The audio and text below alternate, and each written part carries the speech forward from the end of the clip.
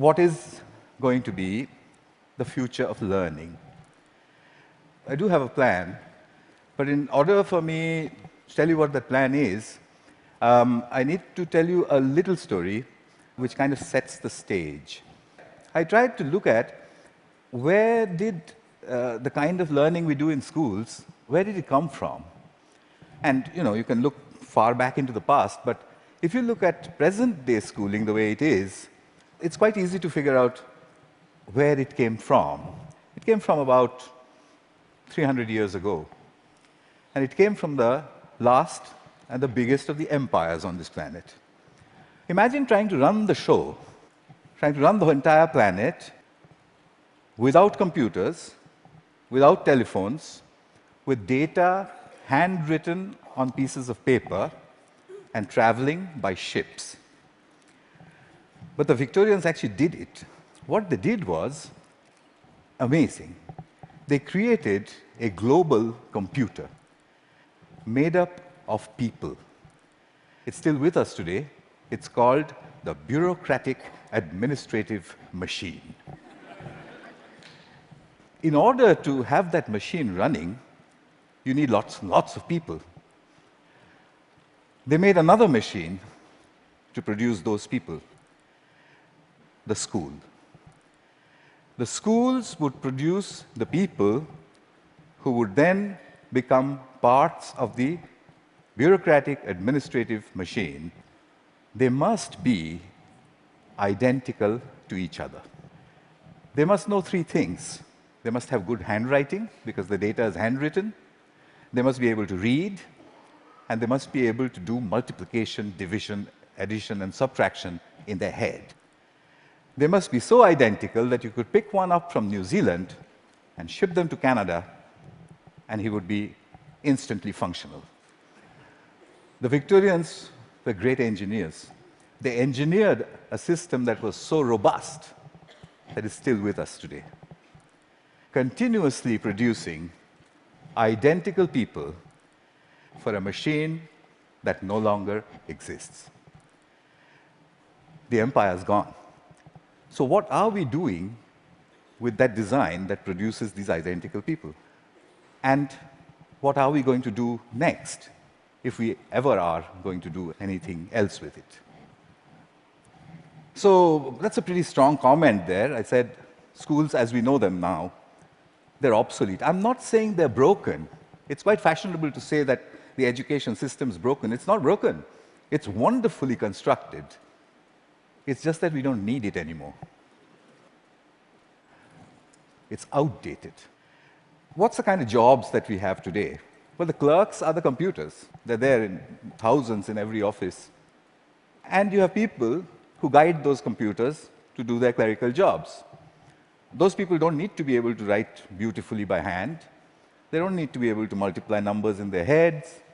They do need to be able to read. In fact, they need to be able to read discerningly. Well, that's today. But we don't even know what the jobs of the future are going to look like. We know that people will work from wherever they want, whenever they want, in whatever way they want. How is present-day schooling going to prepare them for that world?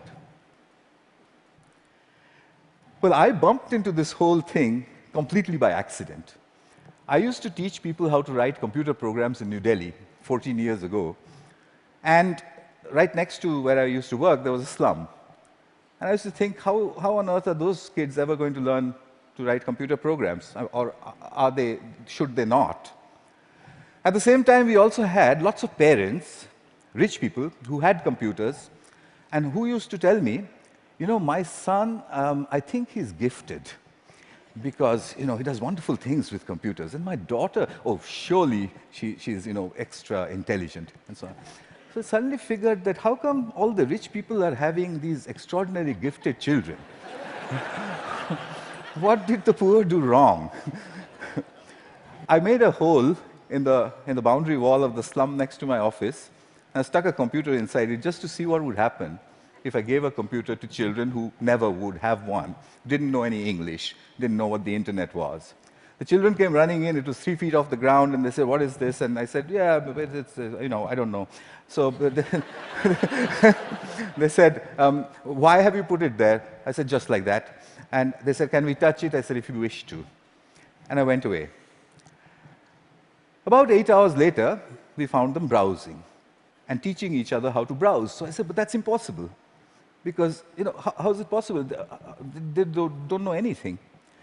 My colleagues said, "No, it's a simple solution. One of your students must have been passing by, showed them how to use the mouse." So I said, "Yeah, that's possible." So I repeated the experiment. I went 300 miles out of Delhi into a really remote village where the chances of a passing software development engineer was very little. I repeated the experiment there. There was no place to stay, so I stuck my computer in, I went away, came back after a couple of months, found kids playing games on it. When they saw me, they said, "We want a faster processor and a better mouse." So I said, "How on earth do you know all this?" And they said something very interesting to me. In an irritated voice, they said, "You've given us a machine that works only in English, so we had to teach ourselves English in order to use it." That's the first time as a teacher that I heard the word "teach ourselves" said so casually. Here's a short glimpse from those years. That's the first day at the hole in the wall. On your right is an 8-year-old. To his left is his student. She is 6, and he's teaching her how to browse.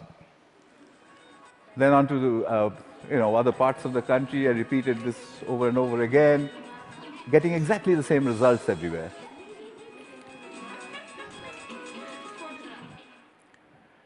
An 8-year-old telling his elder sister what to do.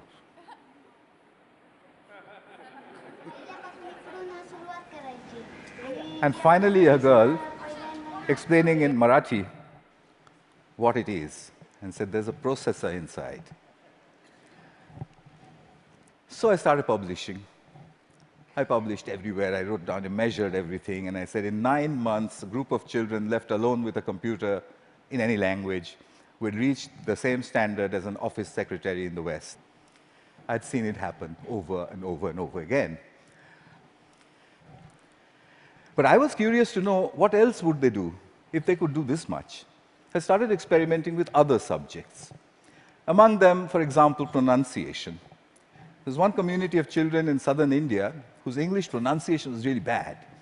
And they needed good pronunciation because that would improve their jobs. I gave them a speech-to-text engine in a computer. And I said, "Keep talking into it until it types what you say." Okay. They did that, and watched a little bit of this. Nice to meet you. Nice to meet you. The reason I end it with that, the face of this young lady over there is because I suspect many of you know her. She's now joined a call center in Hyderabad and may have tortured you about your credit card bills. in a very clear English accent. So then people said, "Well, how far will it go? Where does it stop?" I decided I would destroy my own argument by creating an absurd proposition. I made a hypothesis, a ridiculous hypothesis. Tamil is a South Indian language, and I said, can Tamil-speaking children in a South Indian village learn the biotechnology of DNA replication in English from a street-side computer? And I said, I'll measure them, they'll get a 0. I'll spend a couple of months, I'll leave it for a couple of months, I'll go back, they'll get another 0. I'll go back to the lab and say, we need teachers. I found a village, it was called Kali Kuppam in southern India. I put in hole-in-the-wall computers there, downloaded all kinds of stuff from the internet about DNA replication, most of which I didn't understand.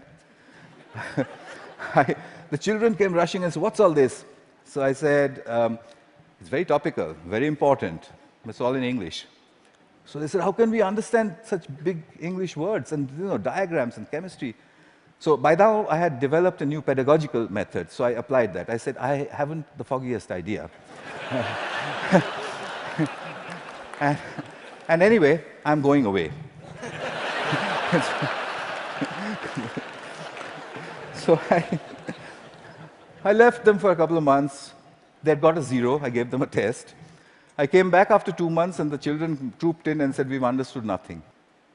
So I said, well, I mean, what did I expect? So I said, okay, but how long did it take you before you decided that you can't understand anything? So they said, we haven't given up. We look at it every single day. So I said, what? You don't understand these screens, and you keep staring at it for 2 months. What for?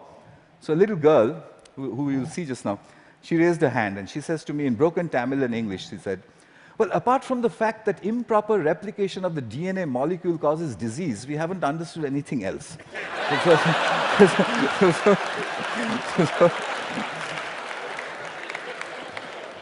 So I tested them. I got an educational impossibility, 0 to 30% in 2 months in the tropical heat with a computer under the tree in a language that they didn't know, doing something that's a decade ahead of their time. Absurd. But I had to follow the Victorian norm. 30% is a fail. How do I get them to pass? I have to get them 20 more marks. I couldn't find a teacher. What I did find was a friend that they had, a 22-year-old girl who was an accountant, and she played with them all the time. So I asked this girl, can you help them? So she says, absolutely not. I didn't have science in school. I have no idea what they're doing under that tree all day long. I can't help you. I said, I'll tell you what, use the method of the grandmother. So she says, what's that? I said, stand behind them. Whenever they do anything, you just say, well, wow, I mean, how did you do that? What's the next page? Gosh, when I was your age, I could have never done that. I mean, you know what grannies do. So she did that for 2 more months. The scores jumped to 50%. Kalikuppam had caught up with my control school in New Delhi, a rich private school with a trained biotechnology teacher. When I saw that graph, I knew there is a way to level the playing field. Here's Kalikuppam. Neuron cell death and communication. Neuron. I got the camera angle wrong in that one is just amateur stuff, but what she was saying, as you could make out, was about neurons, but her hands were like that, and she was saying neurons communicate. At 12. So, what are jobs going to be like? Well, we know what they're like today. What's learning going to be like? We know what it's like today, children poring over with their mobile phones on the one hand, and then reluctantly going to school to pick up their books with the other hand. What will it be tomorrow? Could it be that we don't need to go to school at all? Could it be that at the point in time when you need to know something, you can find out in 2 minutes? Could it be a devastating question, a question that was framed for me by Nicholas Negroponte? Could it be that we are heading towards, or maybe in, a future when knowing is obsolete? But that's terrible. We are Homo sapiens. Knowing, that's what distinguishes us from the apes. But look at it this way. It took nature 100 million years to make the ape stand up and become Homo sapiens. It took us only 10,000 to make knowing obsolete. What an achievement that is. But we have to integrate that into our own future. Encouragement seems to be the key. If you look at Kuppam, if you look at all of the experiments that I did, it was simply saying, wow, saluting learning. There is evidence from neuroscience. The reptilian part of our brain, which sits in the center of our brain, when it's threatened, it shuts down everything else. It shuts down the prefrontal cortex, the parts which learn. It shuts all of that down. Punishment and examinations are seen as threats. We take our children, we make them shut their brains down, and then we say, perform. Why did they create a system like that? Because it was needed. There was an age, in the age of empires, when you needed those people who can survive under threat. When you're standing in a trench all alone, if you could have survived, you're okay, you passed. If you didn't, you failed. But the age of empires is gone. What happens to creativity in our age? We need to shift that balance back from threat to pleasure. I came back to England looking for British grandmothers. I put out notices in papers saying, if you're a British grandmother, if you have broadband and a web camera, can you give me 1 hour of your time per week for free? I got 200 in the first 2 weeks. I know more British grandmothers than anyone in the universe. They're called the granny cloud. The granny cloud sits on the internet. If there's a child in trouble, we beam a gran. She goes on over Skype and she sorts things out.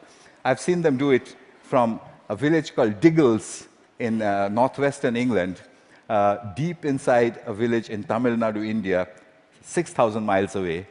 She does it with only one age-old gesture. Okay.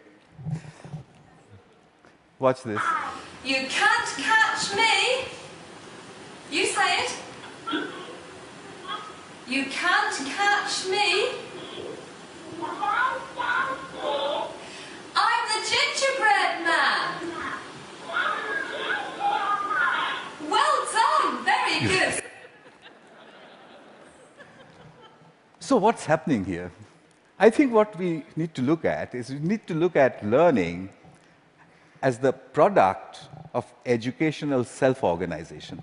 If you allow the educational process to self-organize, then learning emerges. It's not about making learning happen, it's about letting it happen.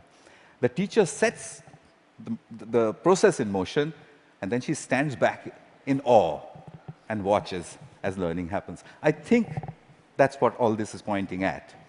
But how will we know? How will we come to know? Well, I intend to build these self-organized learning environments. They are basically broadband, collaboration, and encouragement put together. I've tried this in many, many schools. That's being tried all over the world, and teachers sort of stand back and say, it just happens by itself? And I said, yeah, it happens by itself. How did you know that? And I said, you won't believe the children who told me and where they're from. Here's a soul in action.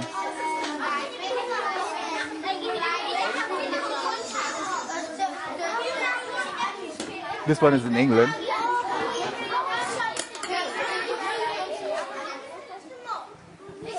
He maintains law and order. Because remember, there's no teacher around.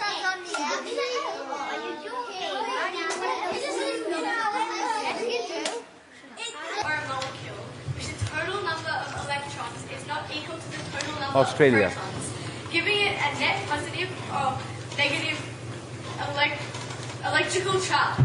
The net charge on an ion is equal to the number of protons in the ion minus the number of electrons. A decade ahead of her time. So souls, I think we need a curriculum of big questions. You already heard about that. You know what that means. There was a time when Stone Age men and women used to sit and look up at the sky and say, what are those twinkling lights? They built the first curriculum. But we've lost sight of that wondrous questions. We've brought it down to the tangent of an angle. But that's not sexy enough. The way you would put it to a 9-year-old is to say, if a meteorite was coming to hit the Earth, how would you figure out if it was going to or not? And if he says, well, what? How? You say there's a magic word, it's called the tangent of an angle, and leave him alone. He'll figure it out. So here are a couple of images from souls. I've tried incredible questions. When did the world begin? How will it end? To 9-year-olds. This one's about what happens to the air we breathe. This is done by children without the help of any teacher. The teacher only raises the question and then stands back and admires the answer. So, what's my wish? My wish is that we design the future of learning. We don't want to be spare parts for a great human computer, do we? So we need to design a future for learning. And I've got to get this wording exactly right, because, it's very important. My wish is to help design a future of learning by supporting children all over the world to tap into their wonder and their ability to work together, help me build this school. It will be called the School in the Cloud. It will be a school where children go on these intellectual adventures driven by the big questions which their mediators put in. The way I want to do this is to build a facility where I can study this. It's a facility which is practically unmanned. There's only one granny who manages health and safety. The rest of it's from the cloud. The lights are turned on and off by the cloud, etc., etc. Everything's done from the cloud. But I want you for another purpose. You can do self-organized learning environments at home, in the school, outside of school, in clubs. It's very easy to do. There's a great document produced by TED which tells you how to do it. If you would please do it across all 5 continents and send me the data, then I'll put it all together, move it into the School of Clouds, and create the future of learning. That's my wish. And just one last thing. I'll take you to the top of the Himalayas. At 12,000 feet, where the air is thin, I once built 2 hole-in-the-wall computers. And the children flocked there. There was this little girl who was following me around. And I said to her, you know, I want to give a computer to everybody, every child. I don't know, what should I do? And I was trying to take a picture of her, you know, quietly. She suddenly raised her hand like this and said to me, "Get on with it."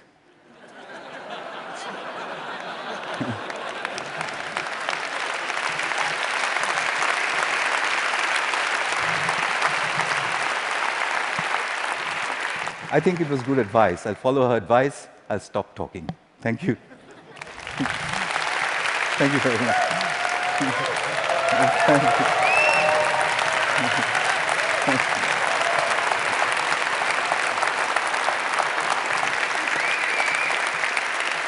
Thank you very much. Wow.